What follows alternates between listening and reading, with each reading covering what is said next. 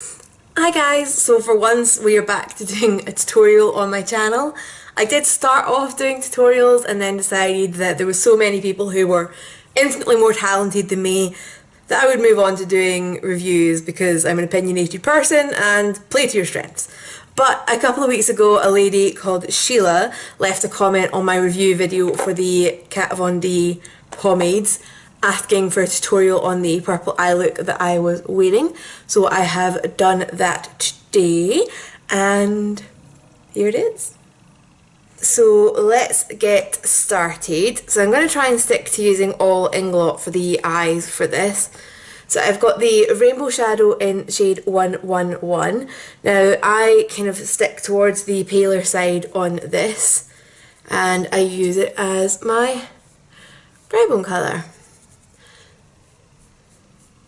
So I have checked on the website and each of the shades I'm using is still listed on there, so that's good, because somebody had asked for this and then I realised that I bought these shadows an embarrassingly long time ago, so oopsie.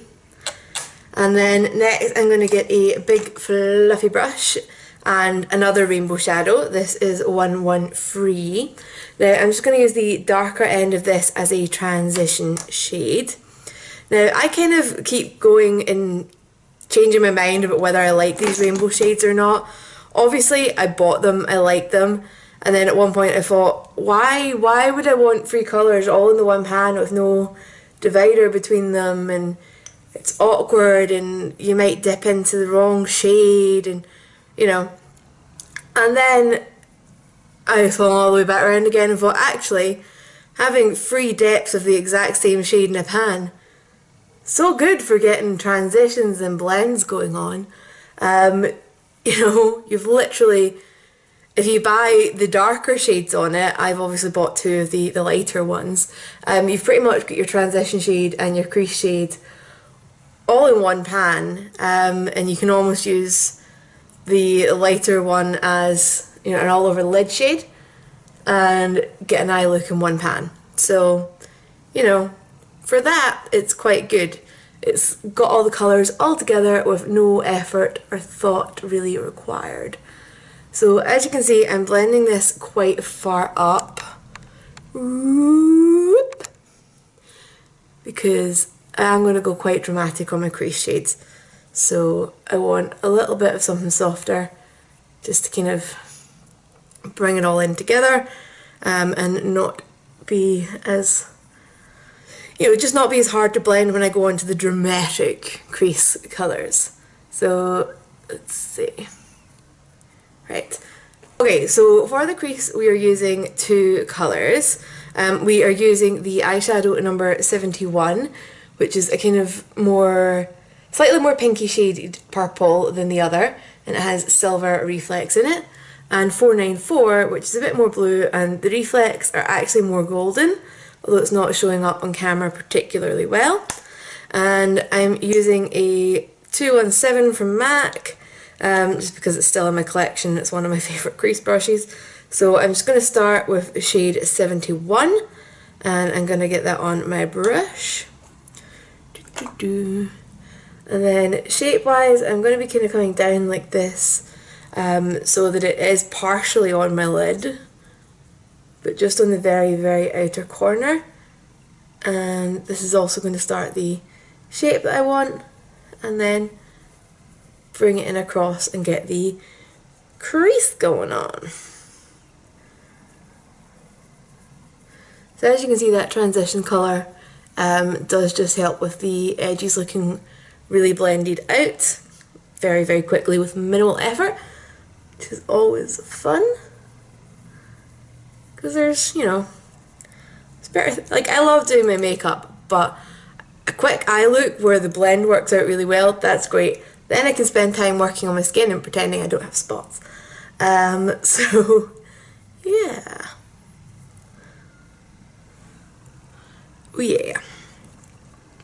I really love Inglot shadows. I really wish there was a shop in Glasgow, but there's not. The nearest one to me is London or possibly Belfast. don't actually think there's that much difference in distance.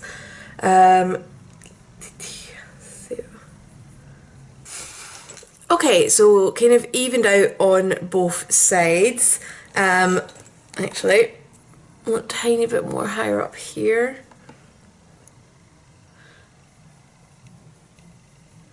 Right, and then next we're going into that 494 shade. I'm just taking a slightly smaller crease brush. This is the number 2 blender from Bleach London. And as you can see, that's just a bit more compact. And what I'm going to do is I'm going to get this just into the very kind of depths of the crease. For all that these purples don't really look like they match with the different coloured shimmers and things, the shimmers don't show a huge amount.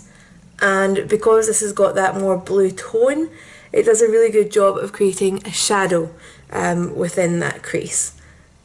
So, for me, I think it's perfect for just deepening that up really easily.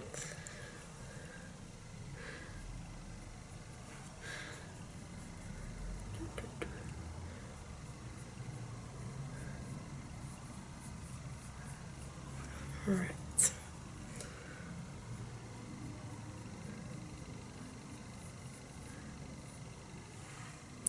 Okay, and then if you want to just take a clean fluffy brush and just blend that a little bit more, you can do, but it doesn't usually require a great deal of blending. At least that's what I find with these two shades from my personal experience. So the final step in this eyeshadow look is just the kind of pièce de résistance that brings it all together, and it is the Pure Pigment shadow in shade 112. And as you can see, this is absolutely glorious. So I am going to wet my brush for this. And where's the brush I wanted to use? I set all my brushes out so that I wouldn't have to juggle and find them. There we go. I'm just using an Illamasqua eyeshadow brush. I'm just using a synthetic bristled brush because I am going to wet it. So, come on, just give it a little scoosh, and then I'm going to quickly tap into the pigment with the eyeshadow, and then just kind of like work it about in the lid. So the reason I do that is just to try and make sure it's kind of like evenly wet and worked onto the brush. And then I'm just going to start hacking it onto the lid in that vacant space. Now, when I'm working with pigments wet, I do tend to go back and forward a few times because I don't want to like absolutely soak my brush and then dip it into a shadow, because I think that's just a quick way to like mess up your products. So I do tend to work a little bit at a time.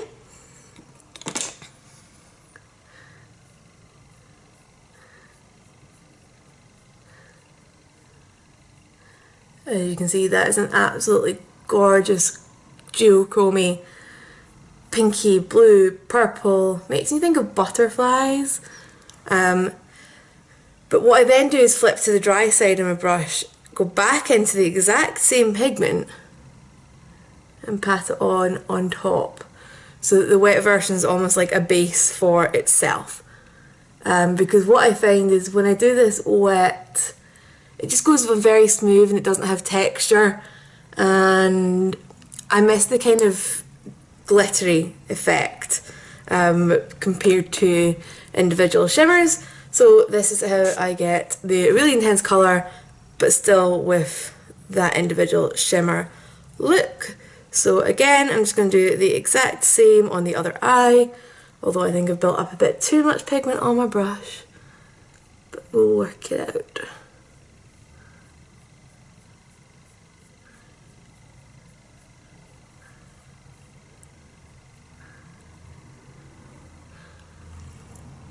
And again, flipping to the dry side of my brush, getting a little bit of the pigment and dumping it on top to get that texture. Yay! I haven't worn this eye look in a while and oh, I love it! Right, so I'm just going to quickly pop my Inglot shadows back into their case, and I'll be right back. Right, I also just quickly done my brows while I was off because I don't do anything special with them and I don't think you guys need to watch brows getting done. Liner, I'm just using my Kat Von D liquid liner. I'm on a mini one because I can't find my full size one for the life of me. No idea when I would have taken it out, but there we go. So I'm just going to get my wing going on first, and then I do my liner quite thick. I did it curved up in the middle and then down. I'm not a fan of the straight across on my eye shape, but do what works best for you. You'll know yourself what your preference is and what suits you most.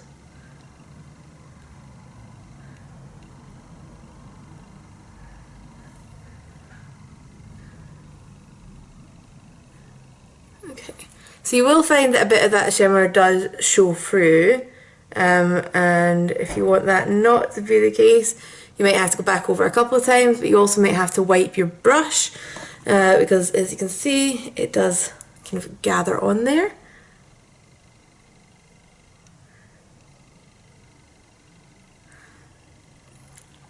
Okay, and then just the exact same on the other side.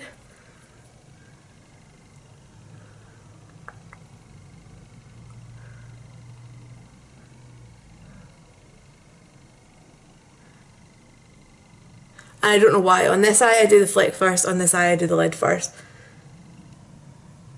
It's habit, it's what I'm most comfortable with.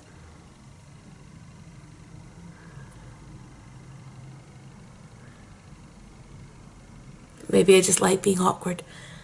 So again, I'm just going to quickly wipe off my brush and go over to get that just a little bit more black without the shimmer showing.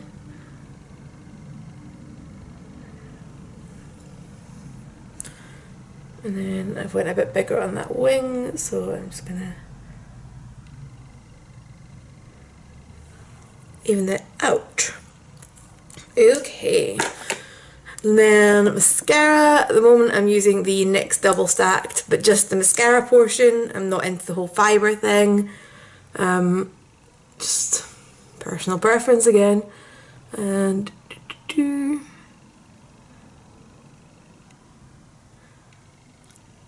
but I do think this is a nice mascara on its own actually.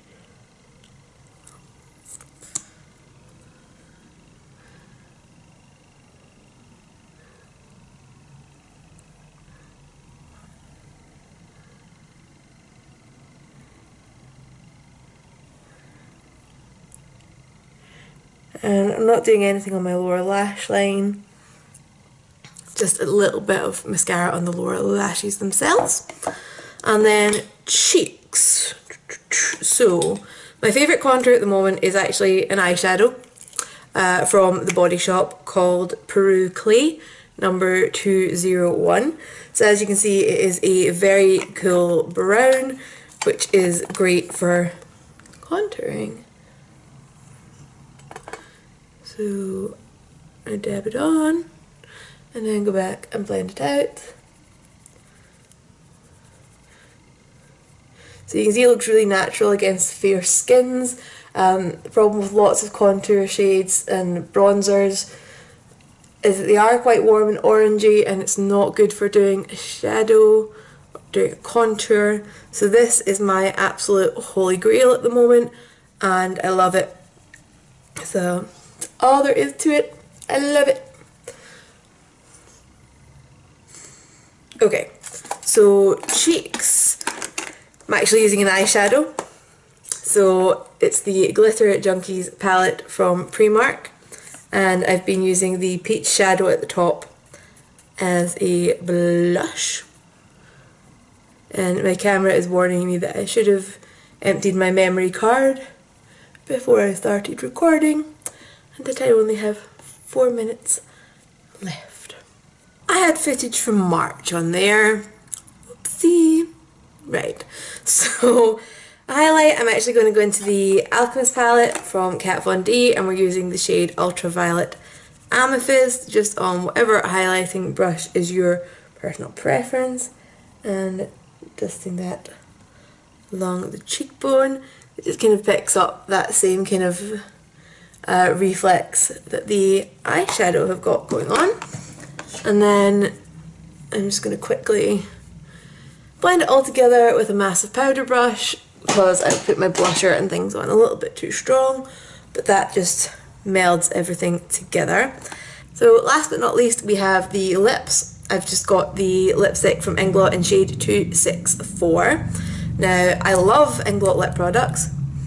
They do not have the kind of cocoa butter smell, which is kind of associated with a lot of the kind of higher end lipsticks. These guys have like a tutti fruity, sweetie taste, and I love it. So this is just a gorgeous, gorgeous nude with a little bit of shine to it.